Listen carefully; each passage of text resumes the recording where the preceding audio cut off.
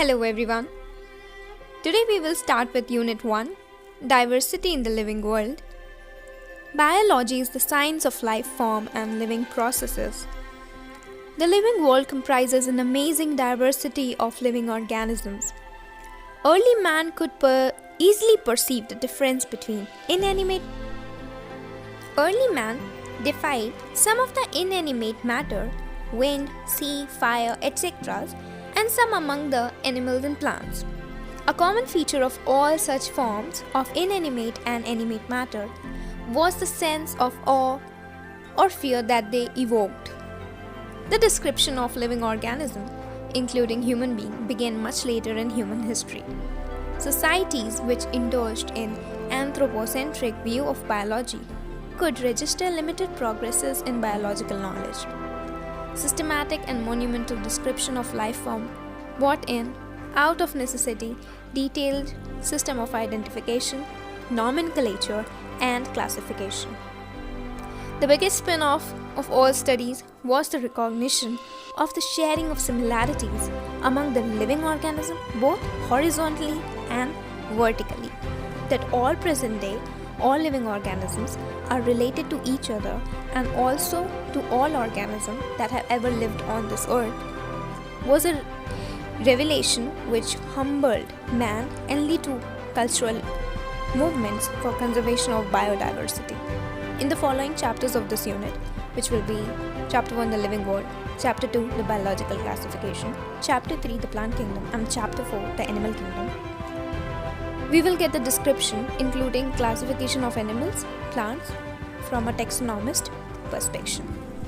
Born on 5th July 1904 in Kempten, Germany, Ernest Mayr, the Harvard University evolutionary biologist, who has been called the Darwin of 20th century, was one of the 100 greatest scientists of all time.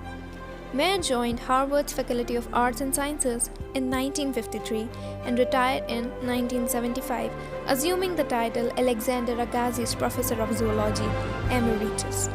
Throughout his nearly 80 years career, his research spanned ornithology, taxonomy, zoogeography, evolution, systematics, and history and philosophy of biology. He almost single-handedly made the origin of species diversity the central question of evolutionary biologists that it is today. He has also pioneered the currently accepted definition of biological species. Mayr was awarded 3 prizes widely regarded as the Triple Crown of Biology: the Balzan Prize in 1983, the International Prize for Biology in 1994, and the Crafoord Prize in 1999. Mayr died at the age of 100 in the year 2004. The summary of this page is: Darwin of 20th century was Ernest Mayr, and he was awarded the Triple Crown of Biology, which was the Balzan Prize, the International Prize for Biology, and the Crafoord Prize, and he was also responsible for the biological concept of species. Now moving on to the next page, which is the beginning of Chapter 1, the living world. How wonderful is the living world! The wide range of living types is amazing. The extraordinary habitats in which we find living organisms, be it core mountains, deciduous forests, oceans, freshwater lakes, deserts, or hot springs, leaves us speechless. The beauty of a galloping horse, of a migrating bird, the valley of flowers, or the attacking shark evokes awe and a deep sense of wonder. The ecological conflict and the cooperation among the members of a population and among population of a community, or even the molecular traffic inside a cell, makes us deeply reflect on what indeed is life. This question has 2 implicit questions within it. The first is technical one and seeks answer to what living is as opposed to the non-living, and the second is a philosophical one and seeks answer to what the purpose of life is. As scientists, we shall not attempt answering the second question. We will try to reflect on what is living.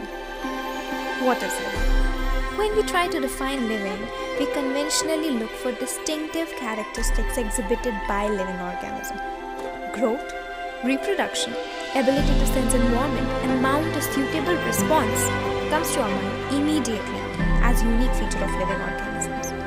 Once again, growth, reproduction, ability to sense environment and mount a suitable response comes to our mind immediately as a unique feature of living organisms.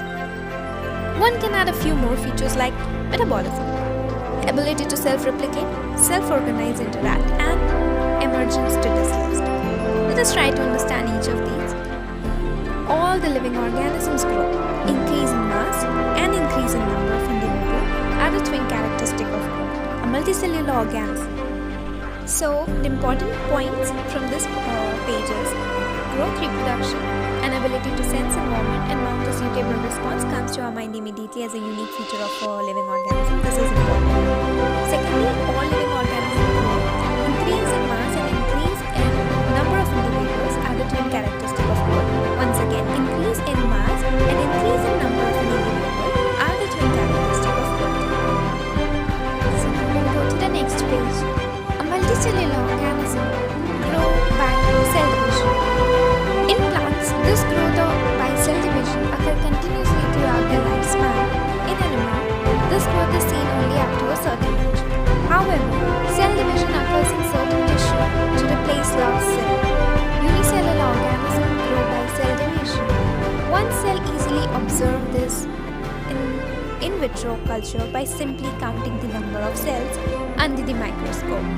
In majority of higher plants and animals, growth and reproduction are mutually exclusive events. One must remember that increase in body mass is considered as growth. Non-living objects also grow if we take increase in body mass as a criterion for growth. Mountains, boulders, and sand mounds do grow. However, this kind of growth exhibited by non-living objects is by accumulation of material on the surface. In living organism, growth is from inside. Growth therefore cannot be taken as a defining property of a living organism. Once again, growth therefore cannot be taken as a defining property of living organism. Conditions under which it can be observed in all living organisms have to be explained, and then we understand that it is a characteristic of living organism. But it is not a defining property. A dead organism does not grow. Reproduction, likewise, is a characteristic of living organism. Like growth is also a characteristic, but it is not a defining property. Reproduction is also a characteristic. In multicellular organism, reproduction refers to the production of protein processing features more or less similar to those of plants. In theory and implicitly, we refers to sexual reproduction. Organisms reproduce by asexual means also. Fungi multiply and spread easily due to the million of asexual spores they produce. In lower organisms, like yeast and hydra, we observe particularly. In planaria, flatworms, we observe true regeneration. A fragmented organism regenerates the lost part of its body and becomes a new organism. The fungi, the filamentous algae, and the proteomorph moths all easily multiply by fragmentation. When it comes to unicellular organisms like bacteria, unicellular algae, or amoeba, reproduction is synonymous with growth. Increase in number of cells. We have already defined property as equivalent to increase in cell number or mass. Hence, we notice that in single-celled organism, we are not very clear about the usage of these two terms, growth and reproduction. Further, there are many organisms which do not reproduce, mere sterile worker bees, infertile human couples, etc. Hence, reproduction also cannot be an all-inclusive defining property or characteristic of living organism. Of course, no non-living organism is capable of reproduction or replicating by itself. Another characteristic of life is metabolism. All living organisms are made up of chemicals. These chemicals, small or big, belonging to various classes, size, function, etc., are constantly being made and changed into some other biomolecules. These conversions are chemical reactions or metabolic reactions. There are thousands of metabolic reactions occurring simultaneously inside all living organisms. So the important point from this page is, first, a multicellular organism grows by cell division. A plant or animal both can be the multicellular organism.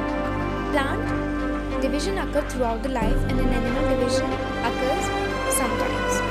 Binomial nomenclature was given by Linnaeus. Growth is not a defining property, but if conditions are explained, it can be the characteristic property of a living organism. Linear undergoes transposed binary division plus regeneration. Now we'll move on to the next page. Be they unicellular or multicellular, all plants, animals, fungi, and microbes exhibit metabolism. The sum total of all chemical reactions occurring in our body is metabolism. No non-living object exhibit metabolism. Metabolic reactions can be demonstrated outside the body in a cell-free system. In isolated metabolic reactions outside the body of an organism performed in a test tube is neither living nor non-living. Hence, while metabolism is a defining feature of all living organisms without exception, isolated metabolic reactions in vitro are not living things, but surely living reactions. Hence, cellular organization of a body is the defining feature of life form. Perhaps the most obvious and technically complicated feature of all living organisms is this ability to sense their surrounding and environment and respond to these environmental stimuli, which could be physical, chemical, or biological. We sense our environment through our sense organs. Plants respond to external factors like light, water, temperature, other organisms, pollutants, etc. All organisms, from the prokaryotes to the most complex eukaryotes, can sense and respond to environmental cues. Photoperiod affect reproduction in seasonal cycles, both plants and animals. All organisms handle chemical entering their bodies. All organisms therefore are aware of this fact. Human is the only organism who is aware of itself, that is, has self-consciousness. Consciousness therefore becomes the defining feature of all organisms. When it comes to human life, it is all the more difficult to define the most state. We observe patients lying in coma in hospitals, which are holding on machines, which replace human beings. The patient is otherwise brain dead. The patient has no self-consciousness. Are such patients who have never come back to normal life live normally? In higher classes, you will come to know that all living phenomena are temporal and divine interactions. Properties of tissues are not present in their constituent cells. Similarly, the properties of cellular organelles are not present in their molecular constituent of the organelles, but arise as a result of the interaction among the molecular components of the comprising organelles. These interactions result in emergent properties at a higher level of organization. This phenomena is true in the hierarchy of organizational complexity at all levels. Therefore, we can say that living organisms are self-replicating, evolving, and self-regulating interactive systems capable of responding to external stimuli. Biology is the story of life on Earth. Biology is the story of evolution of living organisms on Earth. All living organisms, present, past, or future, are linked to one another by the sharing of common genetic material, but to a varying degree. So the important points in this page is cellular organization of the body is the defining feature of the life form. Consciousness is the defining property of living organism. And a living organism is self-replicating, evolving, self-regulating interactive system capable of responding to external stimuli. Thank you so much, everyone.